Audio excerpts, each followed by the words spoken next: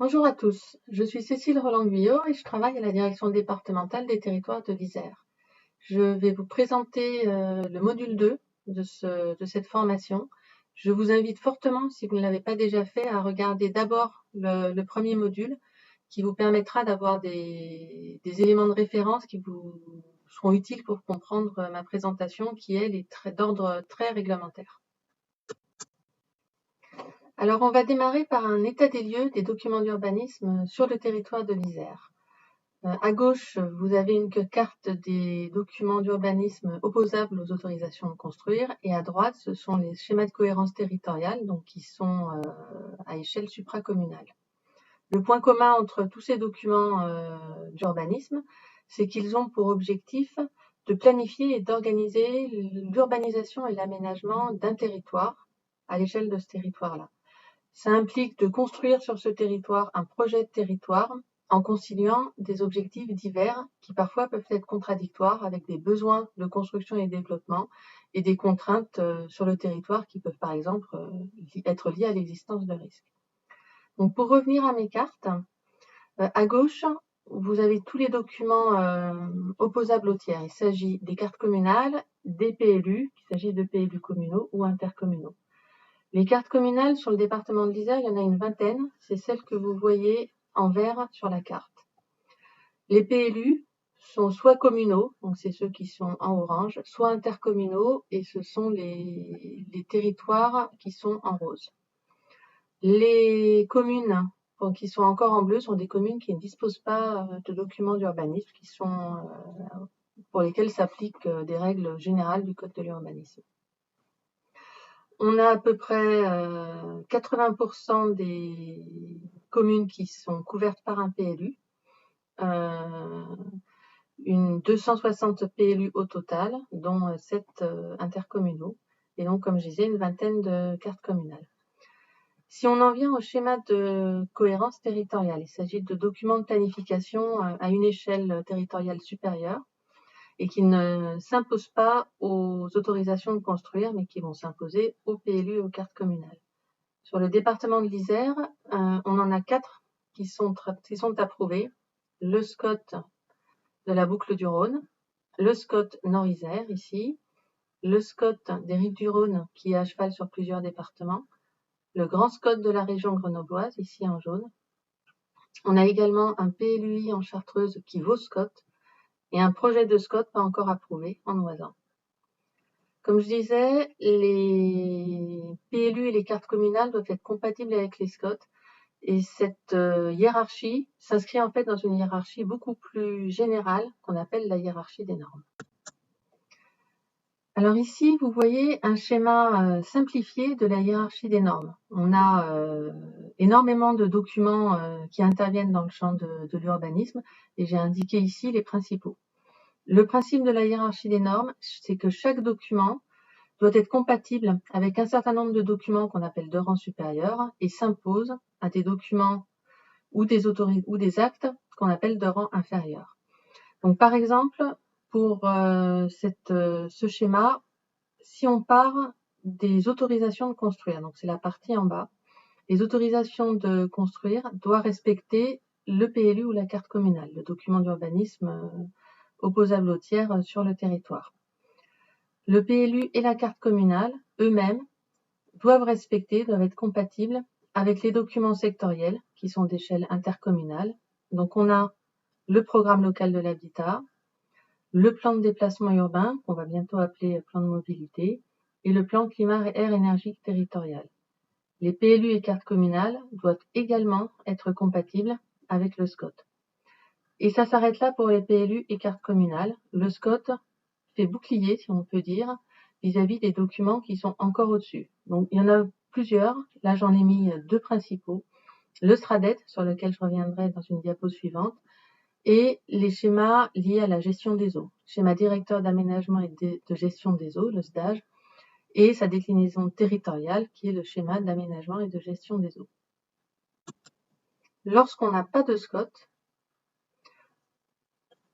le PLU et la carte communale doivent être directement compatibles avec ces documents qui, normalement, s'imposent au SCOT. le SDAGE, le SAGE, le SRADET et d'autres documents. Je vais maintenant vous présenter le SRADET, le SCOT et ensuite on passera au PLU et aux cartes communales. Alors le SRADET, c'est un document à l'échelle régionale, qui est le schéma régional d'aménagement, de développement durable et d'égalité des territoires. En Auvergne-Rhône-Alpes, il a été approuvé très récemment, en avril 2020. Le SRADET est un document qui couvre toutes les thématiques de l'aménagement, comme le PLU et le SCOT. Certaines thématiques étaient déjà couvertes par des documents sectoriels à l'échelle régionale. C'est le cas des déchets, des infrastructures, de la cohérence écologique, par exemple. Mais certaines thématiques sont nouvellement traitées à l'échelle régionale. Donc, c'est le cas de l'équilibre et de l'égalité des territoires, de l'habitat, de la gestion économe de l'espace et du désenclavement rural. Le SRADET est élaboré par la région en concertation avec l'État, les principales collectivités et les chambres consulaires. Et il est adopté par la région également et ensuite approuvé par l'État. Et donc, il s'impose au PLU et cartes communales s'il n'y a pas de SCOT, en l'absence de SCOT. Alors maintenant, le SCOT. Le SCOT est un document qui fixe des orientations en matière d'aménagement du territoire à une échelle territoriale adaptée, donc qui est déterminée par les collectivités locales et l'État en fonction de l'aire urbaine, du grand bassin de vie ou du bassin d'emploi, enfin, les trois à la fois. Il sert de cadre de référence pour les politiques, les principales politiques qui sont centrées notamment sur les questions d'organisation de l'espace, où on priorise le développement, sur les questions d'habitat, donc comment on répartit les projets de logement, sur les questions d'aménagement commercial, comment on organise le maillage entre commerce de proximité et zones commerciales, les questions de mobilité, donc en lien avec les précédents, pour prévoir le développement d'une offre de transport adaptée, et les questions d'environnement, notamment pour préserver les continuités écologiques à grande échelle. Chaque SCOT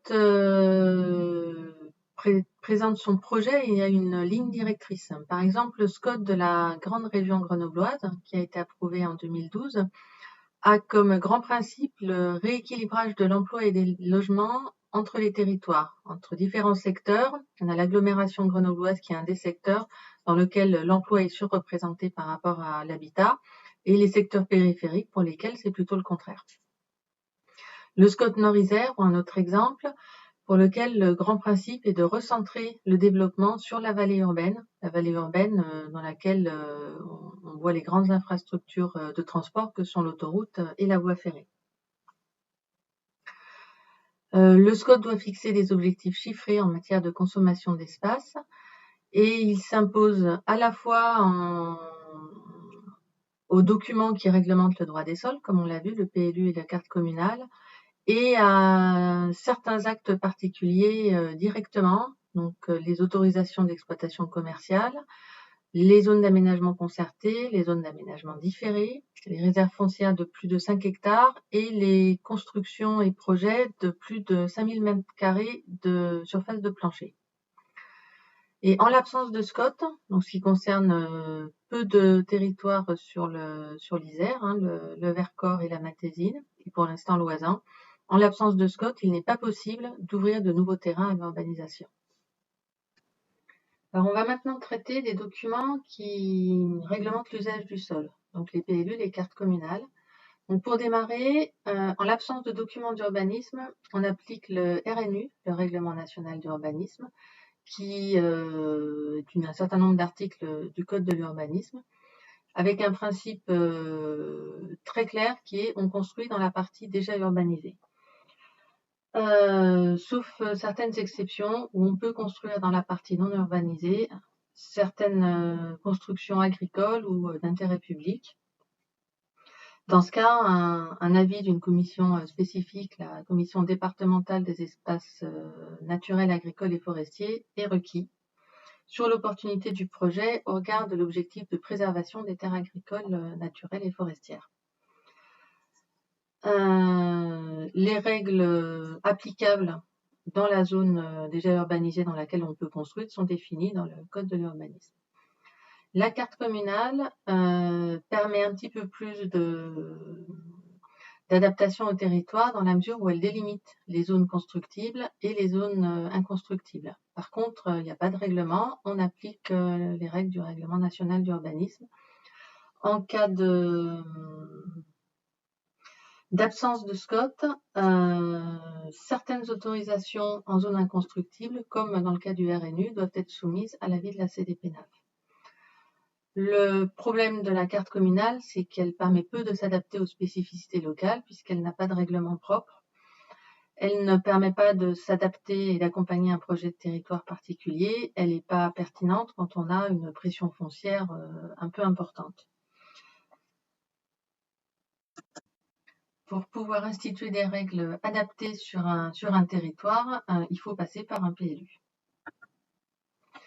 Alors, le PLU doit respecter un certain nombre d'objectifs qui en fait sont les objectifs généraux de toutes les politiques publiques en matière d'urbanisme. Donc un principe d'équilibre entre les différents objectifs. Donc c'est un scénario d'équilibre que le PLU doit trouver entre, par exemple, le lieu de résidence des populations, la priorité qu'on donne, et ça c'est une obligation du Code de l'urbanisme, à la lutte contre l'étalement urbain, le renouvellement urbain, la sauvegarde du patrimoine, les besoins en mobilité, et également un certain nombre d'objectifs plus thématiques, donc la qualité urbaine, architecturale et paysagère, la diversité des fonctions, qui veut dire ne plus avoir des zones spécialisées, parce que celles-ci conduisent à une augmentation des besoins en déplacement, mais au contraire à respecter un principe de répartition géographiquement équilibrée des différentes fonctions, donc l'emploi, l'habitat, le commerce, les services. La mixité sociale, qui est sociale et générationnelle, et qui doit se pencher, qui doit répondre aux besoins actuels, mais aussi aux besoins futurs du territoire. La sécurité, la santé, la prévention des risques et des nuisances. Donc les risques, c'est les risques naturels, technologiques et miniers. Les nuisances, la pollution et le bruit, essentiellement liés au trafic routier, mais pas seulement. Également, on doit respecter un objectif de protection des milieux naturels. Donc protection, mais aussi remise en état. Un objectif de lutte et d'adaptation au changement climatique, ce qui induit des règles à mettre en place concernant les énergies renouvelables, la performance énergétique des bâtiments, des objectifs liés à la réduction des déplacements motorisés, et également quelque chose d'un peu plus récent, l'inclusion des personnes en perte d'autonomie, donc non seulement les personnes à mobilité réduite, mais également la problématique du vieillissement et de la perte de mobilité en milieu rural. Donc, comme vous le voyez, prendre en compte tous ces objectifs sur un seul territoire, c'est quelque chose de très compliqué. Donc, la réalisation d'un PLU nécessite de faire appel à un bureau d'études spécialisé qui permettra de faire ce travail au mieux. Le PLU, concrètement, il est composé de quoi? Il est composé de plusieurs pièces. La première, c'est le rapport de présentation qui est important parce qu'il comporte à la fois le diagnostic de la commune, du territoire. Il comporte l'explication des choix qui ont été faits pour l'établissement du PLU et il comporte éventuellement l'évaluation environnementale. Par contre, le rapport de présentation n'est pas opposable aux autorisations de construire. C'est un document informatif. Le document pivot du PLU, c'est le projet d'aménagement et de développement durable. C'est le projet politique de la commune. Il n'est pas très long. En général, il fait de quelques pages à quelques dizaines de pages. Et c'est autour de ce projet-là que vont être construits le règlement et les orientations d'aménagement ensuite. Alors, le PADD n'est pas lui-même opposable aux autorisations de construire, mais le règlement et les orientations d'aménagement des programmations qui, eux, sont opposables aux autorisations de construire, doivent rester cohérents avec le PADD. Le règlement graphique, c'est un zonage réglementaire qui détermine 4 types de zones qui peuvent être ensuite déclinées en sous-zones. Donc des zones urbaines, les zones U, des zones à urbaniser, les zones AU, des zones naturelles et forestières, ce sont les zones N, et des zones agricoles, les zones A. Dans ces zones, le règlement écrit précise quelles sont les règles qui s'appliquent, à la fois en termes d'usage du sol, les usages autorisés et interdits, en termes de stationnement, par exemple, en termes de hauteur, d'emprise au sol, de distance entre les bâtiments, ou d'aspect extérieur. Sur certaines thématiques ou certains secteurs à enjeux particuliers, on va trouver des orientations d'aménagement et de programmation qui vont préciser sur un secteur géographique, par exemple un nouveau quartier aménagé ou un quartier en renouvellement urbain, les orientations à respecter, ou sur une thématique particulière, par exemple le paysage ou le patrimoine, les orientations sur cette thématique-là à respecter. Alors, le règlement et les OAP ne vont pas s'appliquer de la même façon. Le règlement va s'appliquer aux autorisations de construire en termes de conformité, alors que les OAP vont s'appliquer en termes de compatibilité. Pour donner un exemple, la conformité, c'est le respect strict de la règle. Si on prévoit dans le règlement qu'une voirie va être implantée à tel endroit sur un terrain, une emprise délimitée, elle ne pourra se faire qu'à cet endroit-là.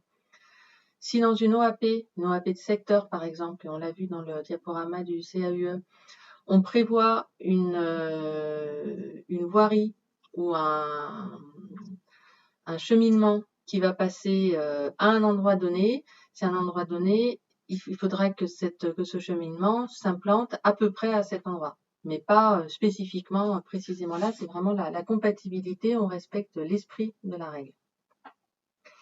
Le PLU communal présente quand même des limites, parce que la plupart des enjeux d'aménagement s'appréhendent plutôt à une échelle intercommunale. Pour certains, c'est évident, comme les déplacements par exemple, ou les continuités écologiques. Et pour d'autres, on a plutôt intérêt à les traiter à l'échelle intercommunale pour éviter des interférences en termes d'implantation de logements ou de zones commerciales. C'est pour cela qu'un PLUI est particulièrement intéressant. Et donc, on va ensuite parler des spécificités du PLUI. Le PLUI, il se met en place à l'échelle d'une intercommunalité, donc soit communauté de communes, communauté d'agglomération ou métropole. Il y a un enjeu fort de gouvernance et c'est l'occasion d'un travail en commun entre les élus du territoire qui permet de construire une vision partagée du territoire et aussi petit à petit de construire le projet de territoire intercommunal. Le PLUI permet une mutualisation des moyens financiers mais aussi techniques et humains. En particulier, il permet à des petites communes qui n'auraient pas eu les moyens d'investir dans un PLU d'y accéder également. Il permet, comme je l'ai indiqué, une approche globale d'enjeux intercommunaux, à la fois en termes de cohérence des actions, comme j'en ai déjà parlé, et en termes d'homogénéité des règles entre communes voisines, qui peut paraître anecdotique, mais pose parfois des problèmes de voisinage. On peut aussi mener de front le PLUI, le plan de déplacement urbain, plan de mobilité, ou le programme local de l'habitat pour disposer d'un document intégrateur sur les différentes thématiques. Par exemple, dans le Vercors, on a un PLUI Valent PLH, programme local de l'habitat, ou un PLUI-H. Alors maintenant, pour terminer cette intervention, je vais vous préciser les attentes de l'État sur ces documents. Donc ça concerne tous les documents d'urbanisme, les SCOT, les PLU et les cartes communales. L'État va en particulier s'attacher à vérifier que les politiques prioritaires sont bien prises en compte, à commencer par l'artificialisation des sols, qui a fait l'objet ces derniers temps de plusieurs circulaires d'application, la dernière portant sur l'aménagement commercial. Les SCOT comme les PLU doivent fixer des objectifs de réduction de la consommation d'espace. Et ces objectifs doivent être traduits dans les documents réglementaires, en particulier dans le zonage des PLU. Ensuite, une autre politique prioritaire, la sécurité et la salubrité publique. Donc en particulier, on est très attentif à la protection des captages, qu'ils fassent l'objet d'une DUP ou qu'ils fassent l'objet d'un simple rapport hydrogéologique connu. L'État est très attentif également au réseau d'assainissement. On ne peut pas laisser construire sur des secteurs qui ne sont pas desservis par un réseau d'assainissement ou qui ne sont pas en capacité de supporter un assainissement individuel. En termes de prévention des risques, on veille particulièrement à ce que les PPR, les plans de prévention des risques approuvés, soient bien pris en compte dans les documents et à ce que les cartes d'aléas qui existent quand on n'a pas de PPR soient bien prises en compte et traduites correctement dans le règlement des PLU.